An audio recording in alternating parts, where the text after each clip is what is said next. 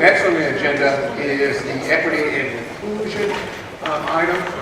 As you know, we have been working over the last couple of years on a citywide initiative in terms of improving equity and inclusion in the city of Florida. Within BIBS, we have a specific committee, or we have a committee that's been convened, headed up by Jeff and Becky Chow,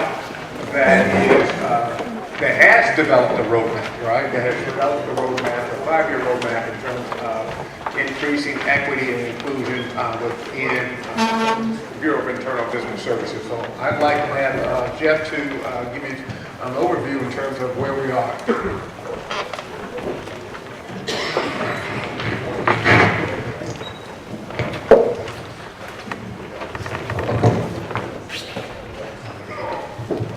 Hello? Okay. Thank you. Thank you, Brian. Thanks, Jimmy. Yeah, how'd you like to follow that? Right? That was awesome, Joaquin. And I think this picture, I don't know where that came from. I guess that's where I look like. So I'll run with it, right? Funny story, and I'll only be up here for a few minutes, so don't worry, not the entertainment here. But funny story, I'm in the process of organizing my wife's 40th birthday party. And it's actually become quite a production. It's a surprise party. And she's from California. So we have, I thought it was going to become a small thing, but now all of a sudden we have 40 guests coming. And about 20 of them are from out of state. And it's a surprise party here in Portland. And so, like Joaquin, this is a big production, and sort of my reputation is all of a sudden on the line. And I've got a million things to think about. And like Joaquin, I'm leaving nothing to chance. I'm trying to have a plan B for every possible thing. I've got backup sound system. I've got an extra projector. It's quite this AV production. So. I've got the food all arranged, and I got backup for the food even. But I was working with my wife's best friend down in Oakland. She's putting together a video. So we have all these people contributing video clips, even people from outside the country that can't make it and stuff like that. So, I'm like, well, okay, we got to get this done by September 15th. We got to get all these clips put together. And for God's sakes, we have to have a backup, USB, and we have to have a backup on my computer and all this. And she said, fine. Everybody that's involved with me in this thing right now thinks I'm crazy because I'm just like on them about everything. But she kind of pointed out the obvious thing to me. She said, that's fine, we'll have backups. But Jeff, we don't have any video clips yet, so you need to go get the videos before we can make this happen. So anyway, that's my life, and hopefully I can pull this thing off. I don't have a disaster on my hands, but anyway, so I guess I have some notes here. I'm just going to be up here for a couple minutes. I just wanted to do a couple quick things. First, I'm going to introduce our equity committee members, and then secondly, I'm just going to take you real quick through our equity survey results that you've all recently been working on. And then I'm going to tell you a little bit about what we're doing, what we've worked on over the last year, and what we're working on now over the next several months. And then I'm going to turn it over to some special guests that we have, Judith Mowry and Kofi, help me with your last name. Dasu. And they're going to take you through an exercise. So I'll be very quick here. First, I'm going to introduce our equity committee members. So first off, from facilities, we have Jeremy Hunt, and our newest, and if you guys could stand up just to be recognized, and you can hold your applause till the end. These guys get enough adulation on a daily basis. So Jeremy Hunt, and our newest member, Christine Borquez. She's here? She is. And then from Risk, we have Jennifer Thomason, and our fearless leader and chairperson, Becky Chow, in the back. From P&D, we have Julianne Schmidt. She's here. I haven't seen her today. And from City Fleet, we have Jacob Kelly in the back. And from strategic planning and operations, the Bryant's team, we have Cynthia Diaz-Calvo. We have Tanya Harris, who couldn't be here today. Diane Seaton, she stepped out, and myself. And I would be remiss without mentioning our sponsor, who provides us with support, encouragement, and a little bit of money, Bryant Management.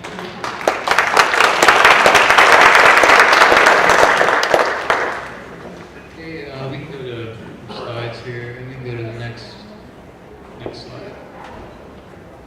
Okay, wow, that's a little small. Maybe we should have somebody in the back read that for us, just for fun, you know.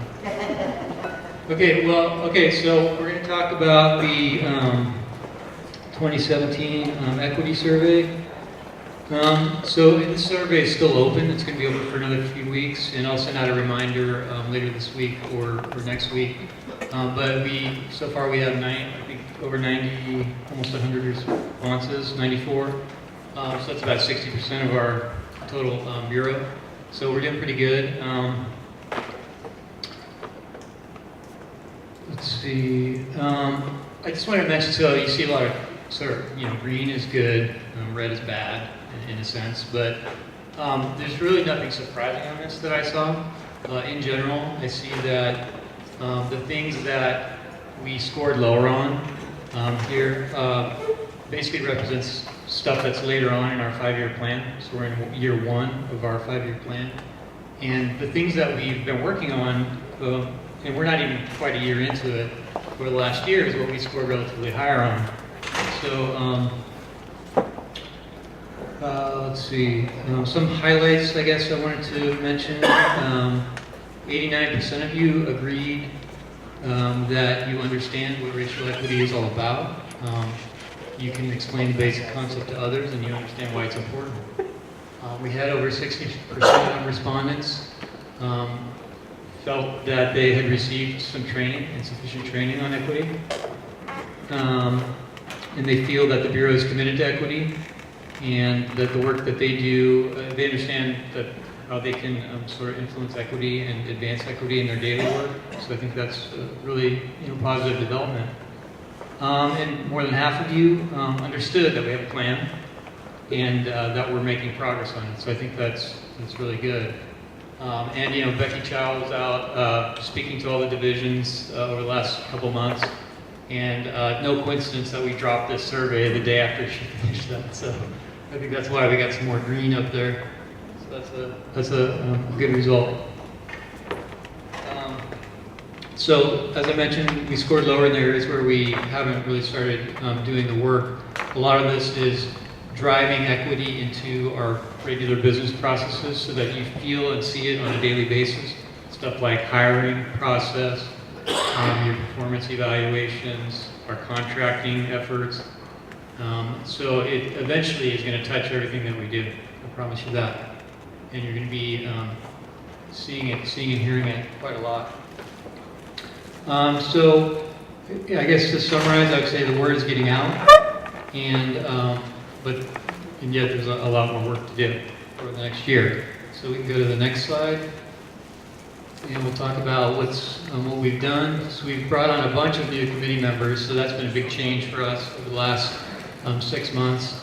All the Path to Leadership folks are on board now. We've established our charter, and we reorganize ourselves into smaller working subcommittees. Now that we have a plan, we had to basically figure out how are we going to make this work. So we have everybody contributing in smaller work groups so that we can be a little bit more nimble and move forward quickly. We've completed the racial equity plan rollout, as I mentioned. We've developed equity-related interview questions for use in position recruitments, and those are being vetted through the management team as I speak. And we've published our first annual equity survey, which is going to give us a good baseline to see how we're making progress over the next few years. Some big things we're working on coming up. We're incorporating equity concepts into all of our basically our recruiting materials, position descriptions, any outreach materials, and eventually into annual employee objectives and performance evaluations. So, and that's one of the things that I think we scored lowest on was, have you set performance objectives for equity with your manager, and have you been evaluated on those? Well, probably not, because we really just started rolling that out in a couple groups. So you can look forward to seeing that. We're working on new methods of getting interesting, relevant content out to all of you on a regular basis. So Becky's heading up the communications subcommittee, and we're trying to figure out what's the best way to get information out to you, because there's a million different things that we could be doing. And we want to keep it fresh and relevant, and current events and that sort of thing. And we're also working with DEEP, and help me out with what DEEP stands for again, Becky. Diverse, empowered employees of Portland. So diverse and empowered employees of Portland. And we're hoping to develop with them some sort of citywide training, sort of as a follow-up to the Equity 101 work that OEHR has been doing, so that we can, I guess, so we can all get better at talking about race and equity within the city. And finally, implementing the racial equity plan metrics and targets that we set forth in the plan. We basically need to start gathering the data and reporting on it and tracking our progress on all of the different things that we're implementing in our plan.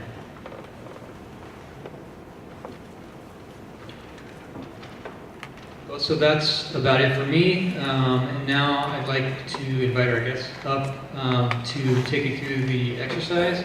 So please join me in welcoming Judith and Kofi from the Office of Equity and Human Rights. Hi, everybody. You've all been sitting a long time. If you need to get up and stretch for a second, please do. I know that, and I know people are getting hungry. This is going to be a part of the morning where you talk to each other a lot more than we talk at you. As Jeff said, thank you, and thank you to your equity committee for all the work. This has been really a great setup for us because when I looked through the morning, the change management, and a couple things really hit me. And one thing was the idea that we have so many change initiatives, right? And I was thinking, and I think one of the most challenging is one of these conversations around equity. And we do an Equity 101, and with our huge training team of 4, we've been able to train over 5,000 people in 4 years. But there's so much more to learn about this. And then when we were talking, when Joaquin was talking, and he talked about how deeply personal it is. And so, our work is personal. We don't check our human beingness at the door. And we need to be able to figure out, our job is to really help people have the skills, the awareness, and the ability to serve all Portlanders well, to be able to work in diverse work groups so that everyone can not only feel included, but that everyone is in a situation where they can do their best possible work. So it's really about changing the way we see each other, and it takes a lot of understanding about ourselves as people. And how many of you went through Equity 101? Okay, there we really talked about the systems and the institutions. And today what we're going to talk about is when we talk about things like race, gender, sexual identity, gender identity, all those things, what we're talking about are social identities, right? So these are the identities that are kind of assigned to us by society. So today we are going to take you through an exercise. And the purpose of the exercise is to identify the things we have in common, the differences, and then the intersections of our social identities, right? Becky, who's a friend of mine, and we spend time together, we're working on a project together, we share an identity as women, we share an identity of being women of a certain age. There are a lot of other things we have in common, but there are other things that are different. And so getting to know what those things are, I think one of the things that helps the most with this work is being curious, right? Just being curious about folks. I was raised by a minister. I was a minister's child. And so there were some real gifts that gave me, but it also made me realize there was this judgmentalness, there was this sort of Protestant work ethic, and I had to really work through that. And I found, because I was a mediator for 25 years, that I became less judgmental and more curious, because people surprised me all the time. So I think a really big help in this work is to get curious about each other. We're going to help you have a chance to have those conversations. Also, we want to raise your awareness of the ways that social identities, whether you claim them or not, influence one's life experience, your access to power, and your use of power. So that's part of what we want you to be thinking about also as you go through the exercise. And the idea of being able to share your own understanding of yourself and take in someone else's perspective. And be able to have that conversation not only across the commonalities, but against the differences too. And to be able to build trust in having those conversations. I think talking about race is really, really challenging. And I think one of our big challenge for any social identity, and I think we're all trying to figure out how we do that. How do we do it respectfully? How do we do it where all the voices can come to the table? We're not the only people in the city having this conversation. So I think some of what we need to think about is how do we build an ability to have a conversation about this that is easier for us to have, that we can be more comfortable with. So we're hoping that the exercise that Kofi's going to introduce to you will be an experience that allows you to go a little deeper into your understanding of what we mean by social identities, what we mean by being able to have conversations with each other, and just to be thinking about what you bring with who you are to everything you do. So I'm going to turn it over to Kofi. Now, did everyone get, there were 2 handouts. Did everyone get them? We passed them for, which one did you get? The picture or the instructions? Oh, yeah, okay. Okay, good. So everybody got one? Great. Okay, I'm going to turn it over to Kofi. Yes, thank you. So to build on what Joachim said, change is deeply personal. And so we are going to build on that. It means that your identity has a role to play on how you experience change and how you participate in change. This exercise was meant to take maybe 90 minutes, but we only have 25 minutes today. So we will encourage you to continue reflecting and discussing this exercise after this session. We are not going to explore all the aspects, so we even limited the questions to 2 instead of 4.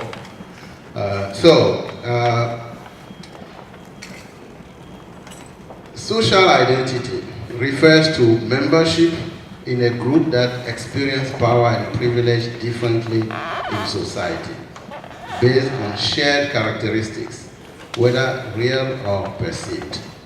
Because some of our identities are assigned, and we may perceive ourselves different than what society perceives us. So all that is included in this. In the United States, for example, these groups are often defined by gender, ability, age, race, ethnicity, sexual orientation, and social class. They are sometimes obvious and clear, sometimes not obvious and unclear, often self-claimed and frequently ascribed by others. For example, golfer Tiger Woods identifies himself as biracial, Asian and African American, while many US people regard him as an African American. Other social identities are personally claimed, but not often announced or easily visually ascribed, such as sexual orientation, religion, or ability status. And some social identities change over time, such as religion, age, and socioeconomic class. For the purpose of this exercise, please identify the membership you claim or those normally ascribed to you. Using the will that you have, write down the descriptor that works for you. So this is personal. For example, for race, I will write black. And for gender, I will write Male. I will write male or We help each other out. male or man. And that's something you will see on the wheel. We didn't put gender. So we did it on purpose. Feel free to add it anywhere you want on the wheel. But on the examples, the second sheet, there is, the gender is mentioned. So on the wheel we have sex, we didn't put gender. We did it on purpose, so it is your responsibility to write it in the circle or anywhere you want on that wheel for the discussion. So, as you know, the terms are, sources of disagreement and debate, and we acknowledge that. The examples provided are just for your reference. So feel, welcome to write any identity that is missing there in any part that you want. Okay? So we will give each person maybe 4 minutes, 3 to 4 minutes to reflect in silence, and, check, write, take notes on the wheel, refer to the examples that we provided on the other sheets. And then after that, we will have discussions in pairs to save time. So if you don't have a pair, you do it in 3. Or you can move to a table and Yeah. see if you can pair up. Yeah, so again, take 3 to 4 minutes to write down, the identities based on the questions that you will have. The first one is write A next to the 2 identities that are the most advantaged or privileged in society. In this case, we are talking about the US and Oregon. And D, next to the identities, 2 identities that are the most disadvantaged in society, US or Oregon. For ourselves personally or your perspective? From your perspective. Your perspective of that. Yeah. It's very personal. So, give us a couple minutes. yes, so a few minutes, go. We will let you know when it's time to start your discussion in your small groups. So, the question, you don't have the sheet, oh sorry, that we are missing. So, okay, there is one here. Do you read this? Are you using it? Okay. Oh, yeah. Okay, so the questions are here. On the sheet. Yeah, you can write it. You can write it on the wheel or anywhere you want.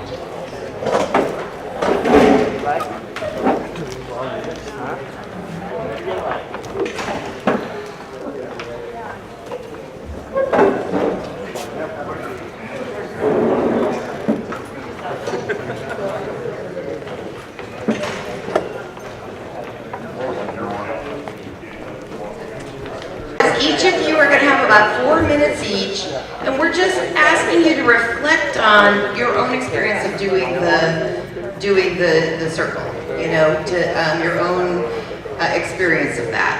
Okay? So we'll tell you after about 4 minutes so you can switch up.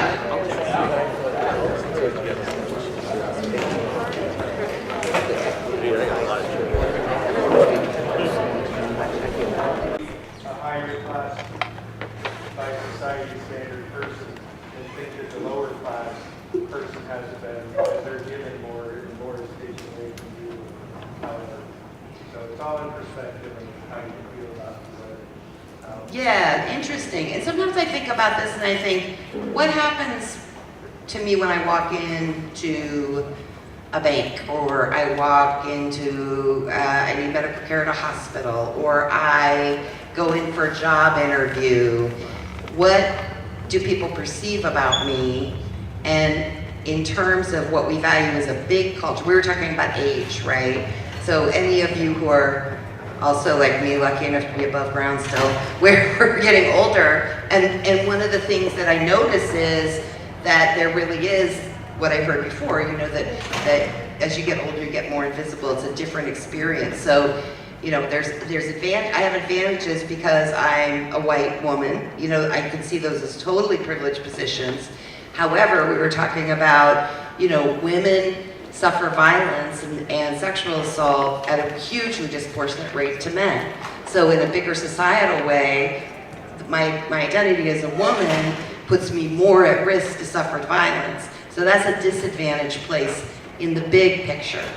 And so I think it is very relational, right? It depends. And when we talk about intersections, when you hear people talk about intersectionality, it has to do with how these things interact with each other. And Cynthia, right, and I were talking, and I said, you know, age is, we were talking about age, and she said, well, I guess younger adult is an advantage. And, you know, from my perspective, yes.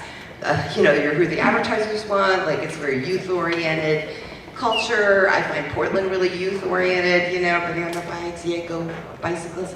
But I don't feel as included in that. I don't feel the same reflection of my life experience as I did when I was younger. So it's about thinking about that, and then I really want to go back to the idea of how that affects you personally, and then how you walk with that in your world, right? So I think understanding that we do have our own interpretation of these things, our own feelings about these things, and then any of you took Equity 101 and we talked about disparities, that's where we're talking about there's a clear, statistically proven social benefit to that identity, right? So like I said about the sexual assault. Yes, I wanted to share mine when I was doing this exercise. You know, when I say, okay, for race I check black, and for gender I check one. So in the US, as black person, that's the category that is very disadvantaged, but as a man I have advantage. And my age also. This age has advantages. But when I get older, I'm afraid I will lose that advantage. Which is different from where I came from. Where I came from, you know, we respect our elders so much. We think that they still have a lot of knowledge and they have the moral authority for our blessing in this life. So I go through that here in America. So education also, because I have, you know, a college degree, I feel like I have advantages here in America as compared to someone who doesn't have a college degree. So that's how I check myself doing this exercise. So it helps me to reflect on, okay, what gives me advantage here in America and what gives me disadvantage? And that plays a role in how I participate in the workplace, in change, how I experience change, and all of that. Yeah, so we are gonna let you get, does anyone want to make any comments? I know everybody's like hungry and tired of sitting.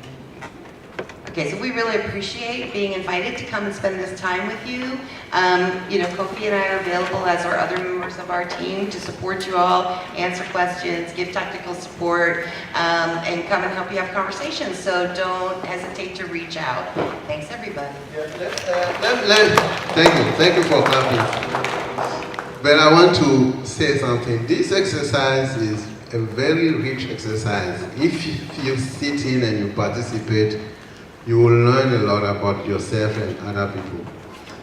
It helps to continue the conversation about race, gender, sexual orientation, all identities, class, you know, your position in the organization, whether you're a manager or not a manager. You can see on the wheel we have all these categories.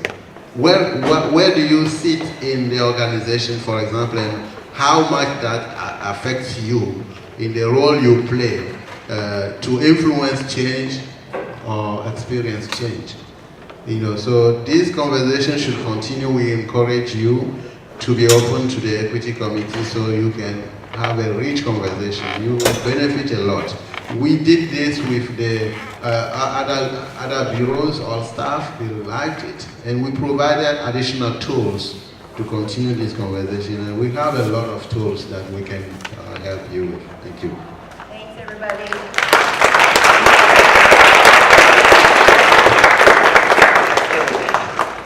right, well, I'm kind of hungry. I bet you guys are too. So we're all set up for lunch in there. If you guys want to go outside through these doors and get in line, we're ready for you. And I go every day at not every day.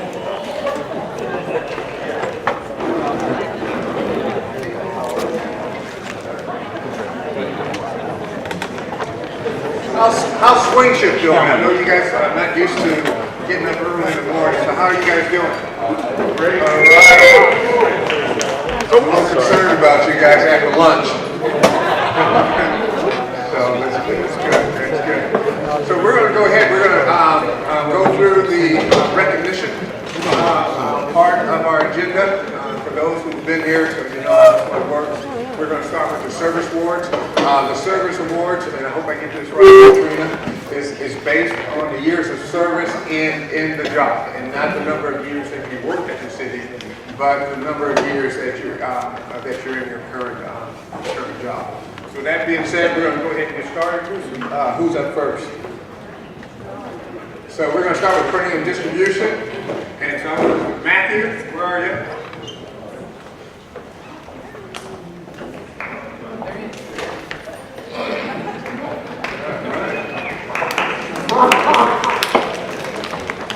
So where's that mic?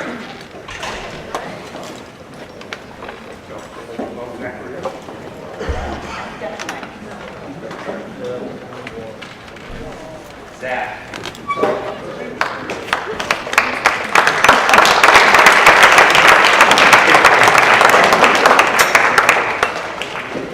Good job. Zach has been here for about 10 years. 10 years at PhD. He's the daytime copy center operator. We put about 1.5 million pieces of paper or impressions through the machine that Zach runs every month. And this week he's playing dual roles. He's doing the day shift and the night shift, so he's not going to stay very long. He's got a lot of paperwork. You can do something.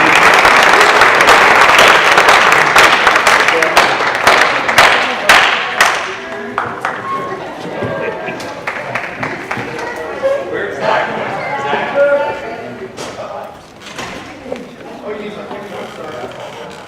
I'm so excited about the piece of paper. I love paper. It's my job.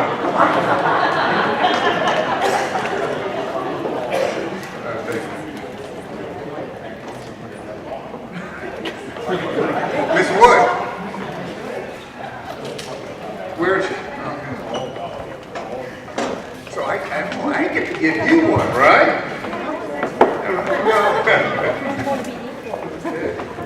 So Kate has been with us for 10 years. I think you've been in government services for how many years? 20 years part-time with the state of Oregon. So we want to recognize you for all the good work you do here at City Risk and for the city of Portland. So I'm trying to think of some other fantastic things to say about you. Every time you call me though, I get a little nervous.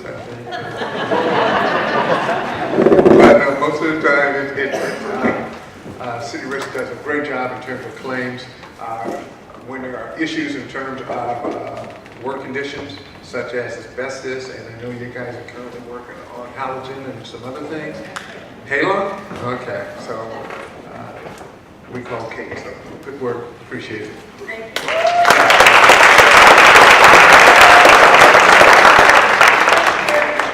The best team in risk management in the city, in any public entity, in any private entity.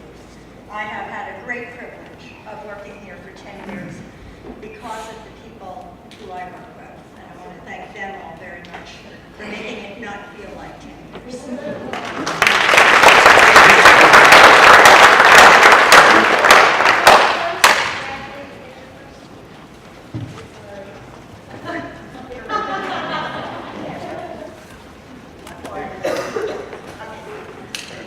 Okay, and now, Vicki Bisbee, member of the Impact Committee, Senior Compensation and Disability Claims Analyst finalist, has been with the city for 18 years. The first 8 didn't count. She didn't get to work with me. 10 years, fly by, one of our most valuable people. I will tell you, when I came 10 years ago, we had a big transition of staff.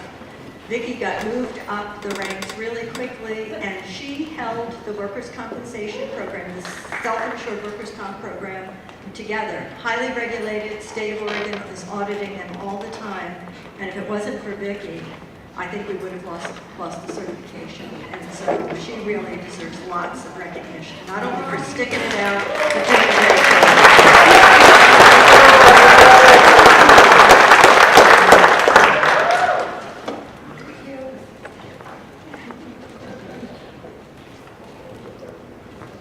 David.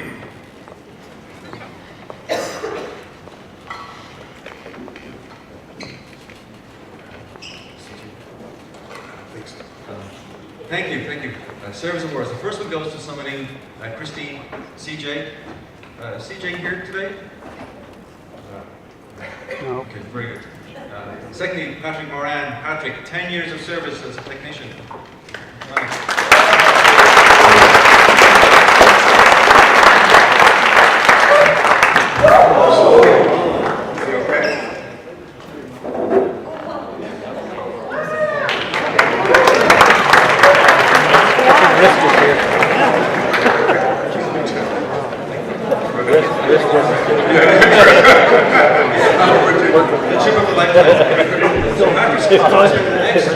Working at the ECC, PCC, doing preventive maintenance and all that kind of stuff out there, because he's recently had a bid, and that's where he's going to be reporting to. Congratulations, buddy.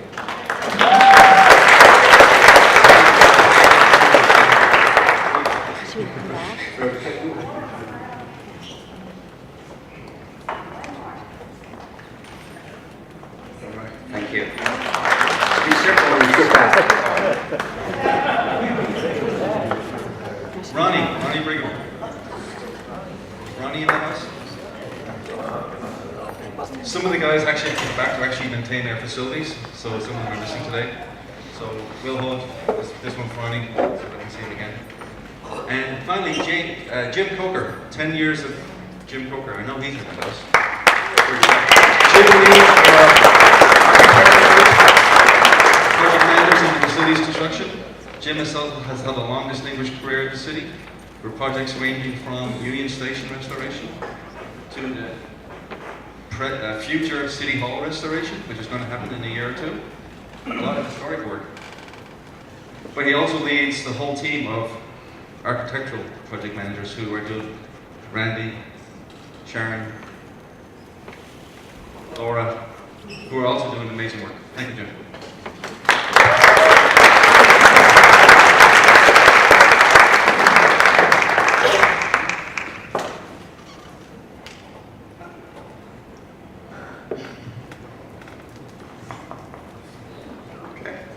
So, what happened at City Fleet Safety Event is their service awards are passed out, and I was trying to find them. So at John Hunt's City Fleet Annual Safety Event, he passes out the service awards at that time. So what we typically do is we'll just march through this. Come on up, John, if you can call out their name, and when John Hunt calls out the name, please stand up. Thank you, Mike Elger, and Joe Lemire. It's not here. Myself. Who else is there? Rusty, I saw Rusty, I know he's here.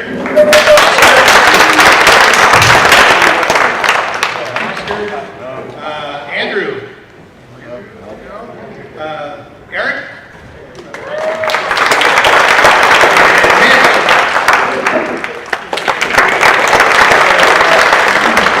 Thank you all for your service. The city of Portland greatly appreciates it, and I do as well.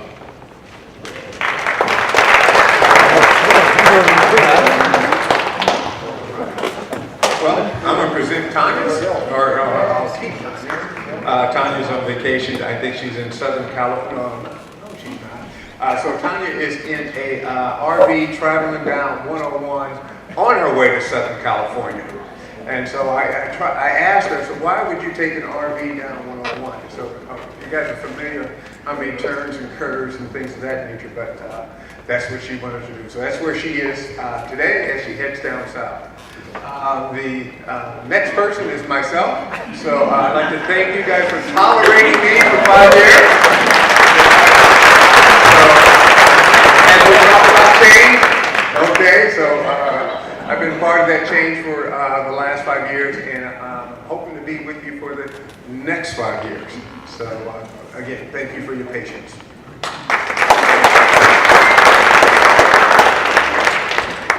Okay. Which one so much first? So.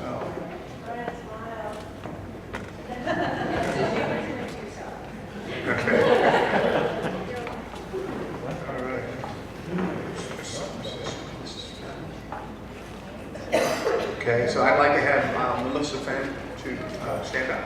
And I'd like to have Kate Wood come back.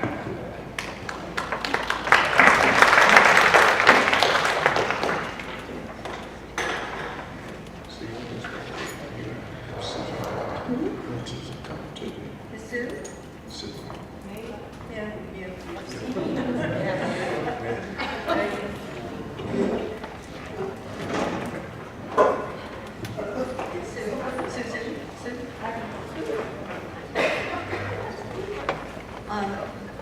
We started off today, Brian talked a little bit about Melissa Schnell, who is a work comp disability analyst in risk management. She worked with us for 9 years. I'm going to tell a few personal things about her, because I think that it's really an important, she was such a vibrant symbol for us. The business that we're in, a lot of times we're working with folks like you who have on-the-job injuries, and it is an extraordinary life-changing event. And if you've had that experience where all of a sudden one day you could do something and the next day you couldn't. Another way that your personal life has changed tremendously is when you suffer from very debilitating or life-threatening illness. And Melissa did 10 years ago. Survived a bout of leukemia that damn near killed her. She was so desperately ill that she underwent what was at that time an experimental surgery, or an experimental treatment, I'm sorry, and had serious side effects from the treatment itself.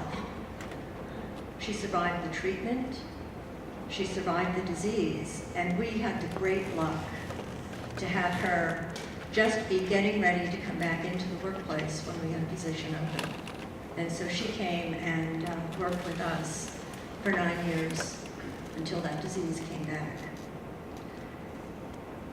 I cannot tell you how brave she was, what extraordinary strength and inner calm that she shared with us as she went through this terrible, terrible experience of understanding what it was like having survived it once, believing in all of her heart that she would survive it again.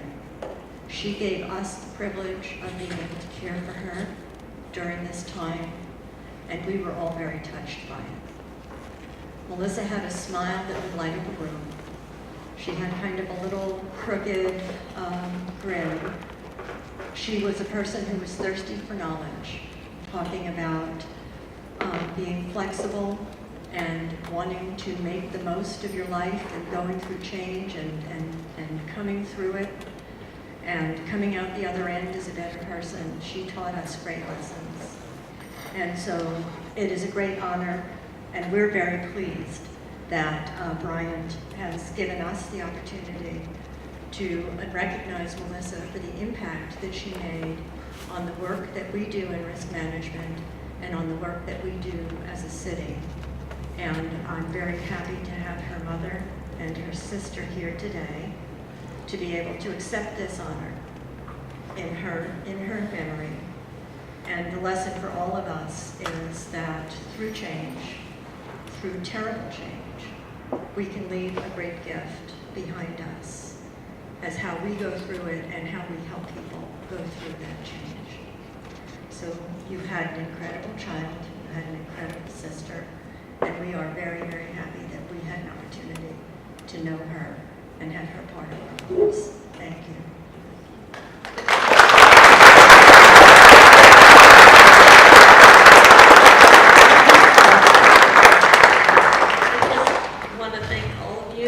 She thought of you as part of her family. I mean, she really did. She loved working and helping and doing anything she can. And so it means a great deal to us that you guys are recognizing her. Words can't describe it. So thank you.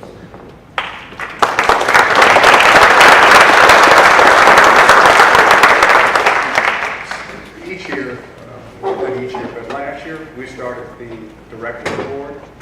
What we will do, and we will start with this year, so we'll have to redo this year's award, but we will, the Director's Award will now become the Militia Snell Award.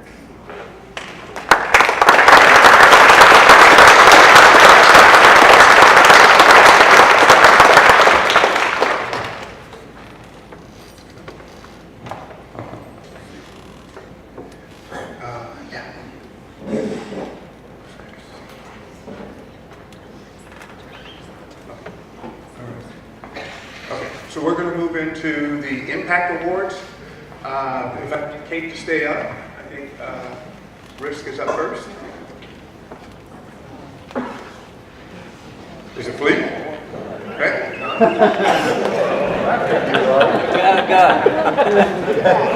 Negative impact. Negative.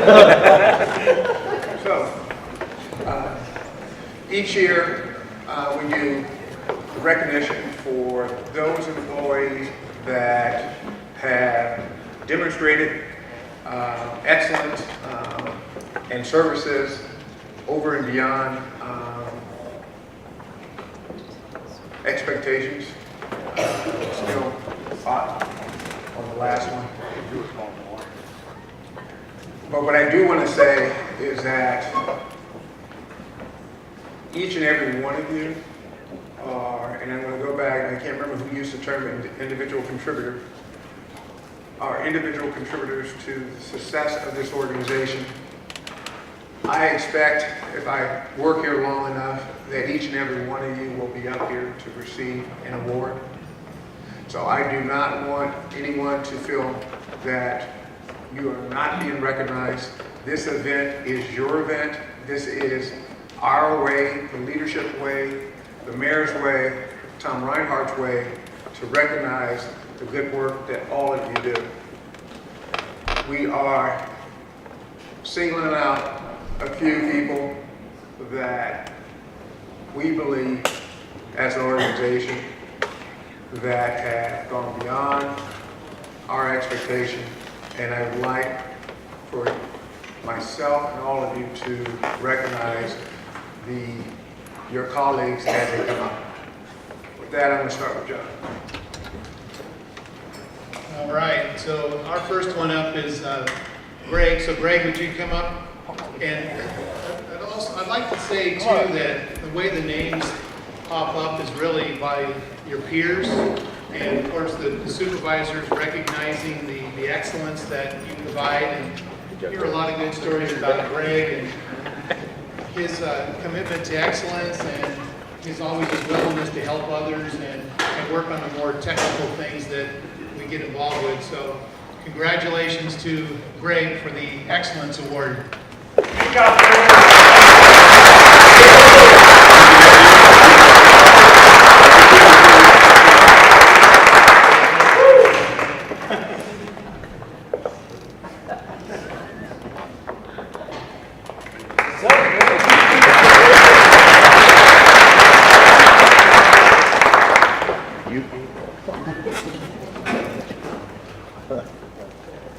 All right, so this is for Yom. Yom, where are you, Yom? There you are. Good job, Bill.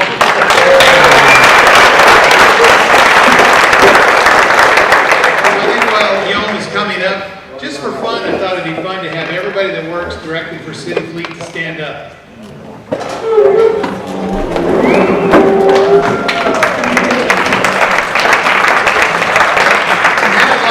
anybody that has something to do with our success stand up. And look at the rest of you. Really? All right. Yeah, stand up. Think of all the times that all of you help us get things done through this.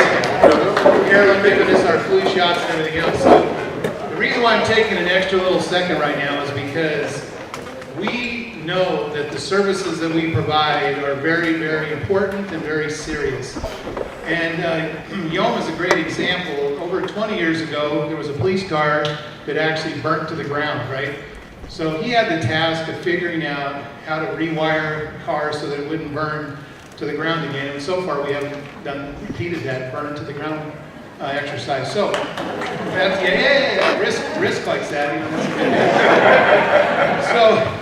But the really cool thing is that, I don't know if you heard the story, but it's been on the national news where the Ford Interceptor utility actually has had problems with carbon monoxide getting inside the car. And the reason for that, what Ford Motor Company's figuring out, is because when the cars go out to be upfit by different cities, counties, different agencies, they just poke holes in the car, and then the carbon monoxide will go inside the cabin. And because your bloodstream will pick up carbon monoxide faster than oxygen, you could chemically suffocate yourself within, you know, a room that's full of oxygen if there's enough carbon monoxide in there. So here's the thing. Many years ago, Portland figured out, with Yom figuring this out, that if you plug up the holes, you won't have rainwater going inside the car, which is a good thing, right? It reduces the amount of mold and other things that might kind of fly into under the dash and so forth. State flower. There you go, state flower.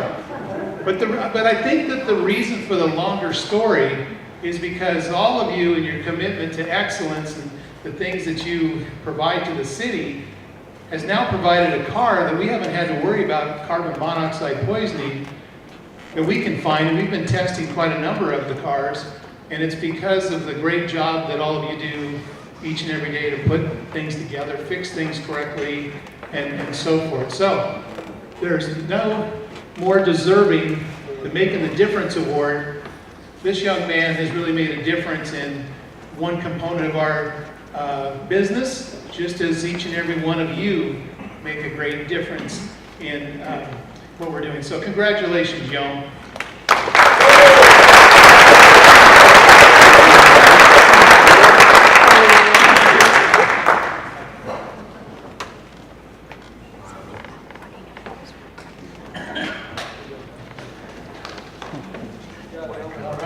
Yeah, good job, Yom. Ty. Ty. Where are you? There he is. All right, go on.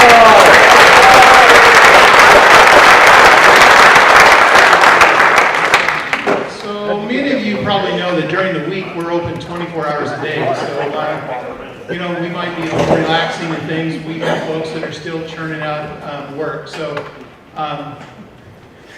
Ty, he is the kind of guy that really is, as the sign says, our unsung hero.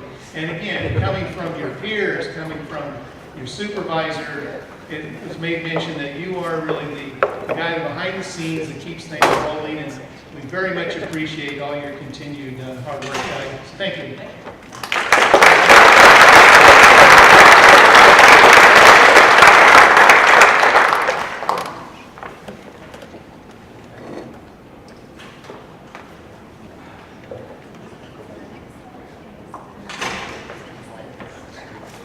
Now it's rest. Okay. Hi, it's me again. Yes, the Unsung Hero Award. You know, in risk management, we spend a lot of money.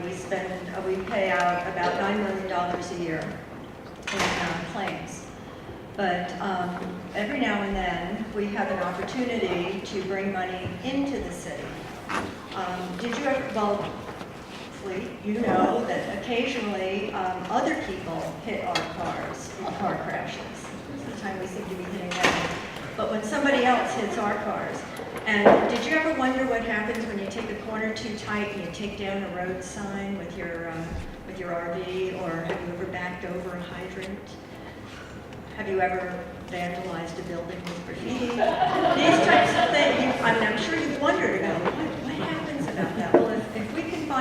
did it, we can go back and we can make them pay money into the city. And the person who does that for us, for the city every year, and brings in about $800,000 to $850,000 a year. She hit the $1 million mark a couple of years ago. But she is the person in risk management who brings money in as opposed to paying money out.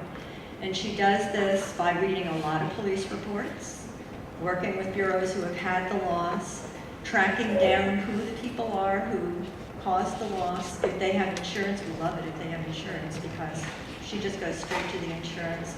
But sometimes you have to actually track down the people that did it, negotiate a payment plan with them. Sometimes you have to go to small claims court. Sometimes you have to be in touch with the prison system to be able to collect money. She will take your firstborn if necessary. So CJ, why don't you come on up here because you are...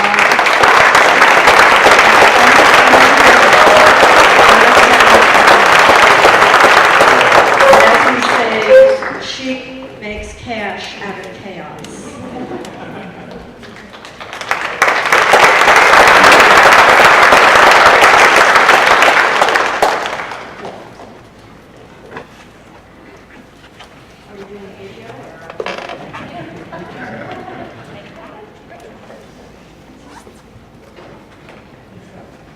Matthew. Is it Matthew? Or is it Dave? Somebody's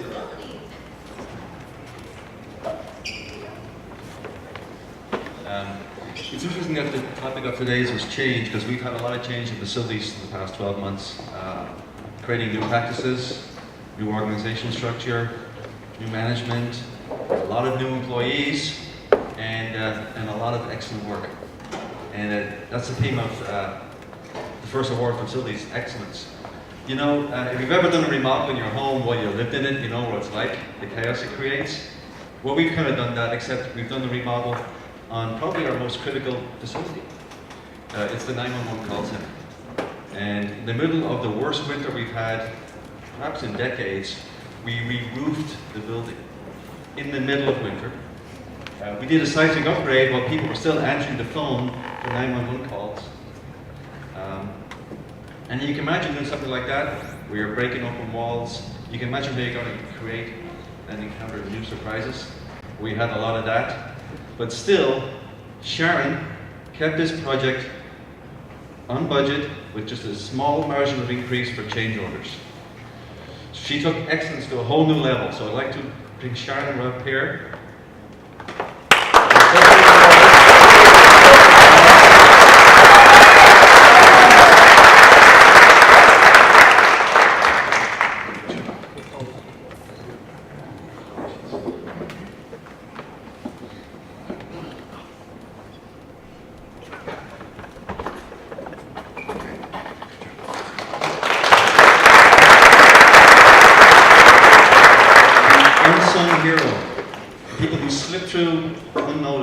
But yet make sure our lives are manageable while we're in our buildings. Things like making sure the lights come on, making sure the door closes or opens, making sure the soap dispensers in the bathrooms actually operate because, you know, they're all on electronic pump. You know, it takes expertise to make them work. And these guys don't cut any ribbons, but yet at the same time, the city wouldn't work without them. So I'd like to honor John Andrews, our FMT, if he's still here.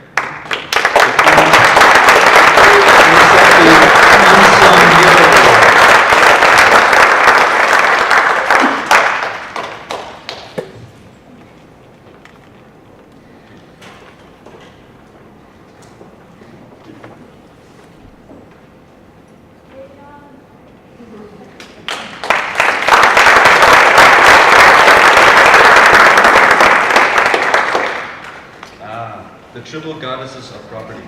That's the Celtic coming up. I'm sure you're all aware that the city in the last 2-3 years have put together a robust program with the county for indoor sheltering during the winter.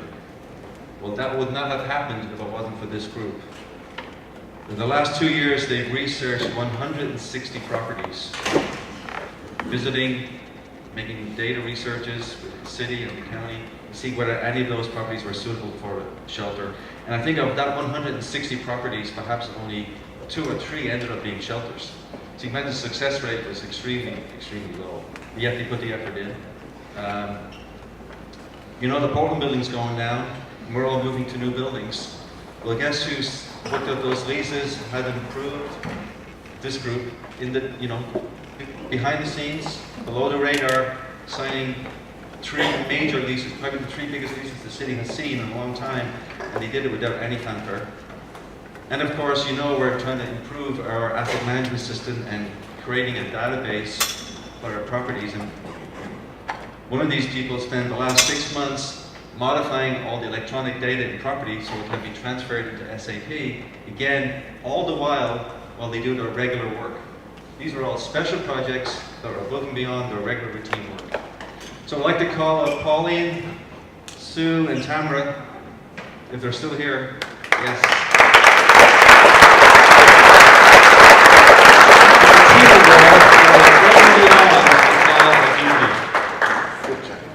There you go. I know. Colleen couldn't be here today. She's searching for properties. And that's actually true. We have a special report we're going to deliver tomorrow, and Pauline's researching that for us.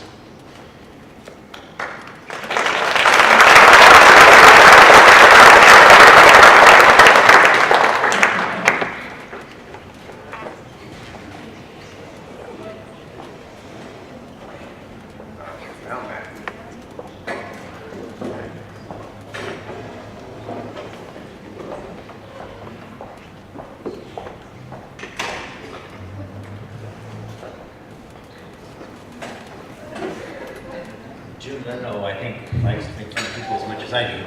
But, so why don't you come up?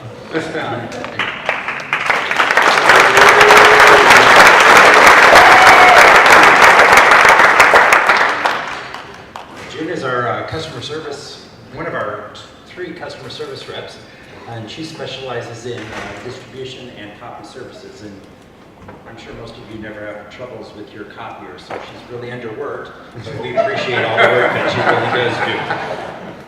And then the postage, she works with that on a monthly basis, and it's challenging at times handling those millions of pieces of mail that we process every year.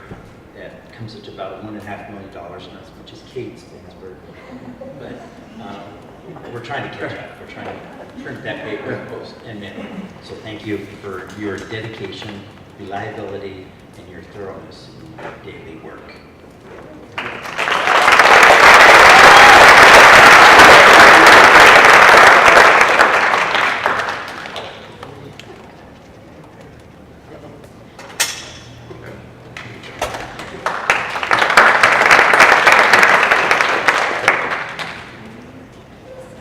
So I'd like to have Kate to come up.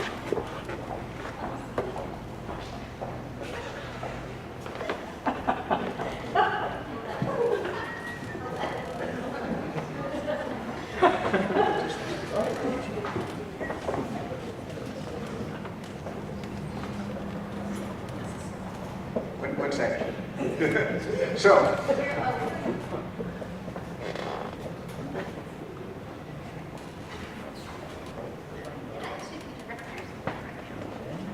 we're on the director's report. Okay, so we'll figure this out. So what we do, what we started last year, is to identify that one employee within the Bureau that represent the core values, 7 core values that we have. Last year was the first year. This is the second year. And it was not a hard decision to make when we were thinking about that person that best represents in terms of what is important in terms of core values for this organization. I will say, and I'm going to let Kate do the introduction, is that I'm not going to give this award to this person today. As you heard, what we're going to do is we're going to have this award to be redone, and we're going to rename this award. Instead of the Director's Award, to the Melissa Snell Award. So we'll recognize our colleague, but I'm going to hold on to it until we change the name to the Melissa Snell Award. So with that, I'm going to have Kate to do the introduction. Well, thank you very much, Brian. And actually, it was Brian's decision to whom he felt would be the person that he'd like to see recognized. And I'm very privileged to have that person be a member of the risk management staff. Carolyn Williams is our occupational health nurse. She's the manager of the Occupational Health Infectious Disease Program. She provides services to all the city bureaus, but spends most of her time with the police because the program that she does for us is the OSHA-required bloodborne pathogen program. And some of you have probably had an opportunity to work with her if you've had a body fluid exposure. It's an infectious disease prevention program that OSHA requires. Police Bureau is probably the bureau that has the most challenges with that because they don't always have the opportunity to be in controlled situations, pat downs. They end up sticking themselves with dirty needles. Sometimes in trying to apprehend individuals, they get bled on, they get bitten. They have various body fluids thrown at them in the course of their work. And Carolyn is the person that is often the first line of defense, takes calls, talks to them about what the exposure was like, does a triage based on CDC standards, and makes a determination as to whether or not they need to go into the hospital and receive treatment. If they don't, she does the follow-up with them, and she does a lot of what I call talking people off the ledge, because the types of diseases that they could get is diseases like HIV or hepatitis. You don't know that right away. And so they have questions like, can I hold my baby? Can I have sex with my wife? Am I infectious to my family? Those types of very challenging conversations is what Carolyn has on a pretty regular basis every day on her job. She came to us after many years as an occupational health nurse, which is how I've known her for many times. She was with the American Red Cross for a lot of years, has been to how many disasters, Carolyn? More than 50 disasters, so we utilize her expertise in our continuity operations plan. And she is also the coordinator for the city for the points of distribution in the event of a bioterrorism attack, and if there's oral medical countermeasures.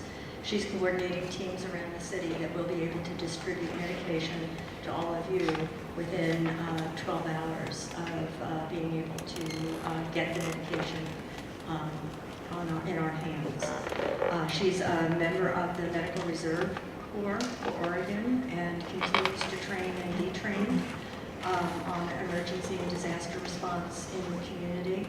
She has been nationally recognized by the Association of Professionals in Infectious Disease for work that she did in coordinating a document protocols for first responder emergency workers in bloodborne pathogen exposures. So she is not only a great asset to the city and an asset to the community, but she's a great person to work with, and we're very pleased to acknowledge her and the contributions that she makes to Oregon and to Portland, and to the city of Portland.